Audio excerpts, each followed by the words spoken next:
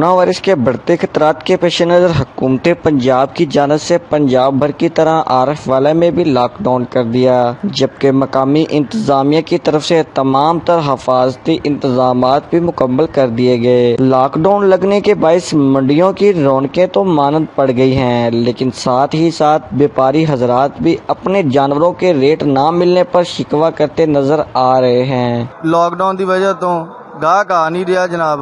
حکومت نوں ساڈی اپیل ہے کہ کرونا دی وجہ تو جڑے لاک ڈاؤن لائے نے، بازار بند ہے، اس دی وجہ تو گاہک آ نہیں رہا، مل لگتا نہیں پیا، خرچے ہوئی جاندے، بہت پریشان ہے جی۔ مویشی منڈیوں میں آئے خوبصورت جانوروں کے ریٹ دیکھ کر شہری بھی اس سال مہنگائی کا شکوہ کرتے دکھائی دے رہے ہیں۔ خرید کرنا ہے بکرا لینے واسطے، قربانی واسطے بکرے کا کسی 70,000 کسی 60,000 روپے مانگ رہے ہیں، کوئی بکرا سمجھ نہیں پا رہا۔ دیکھو قربانی اتنی لئی جاتی بھی کہ نہیں لئی جاتی، مہنگائی بہت ہوئی ہے، اتنی سمجھو باہر گل ہے۔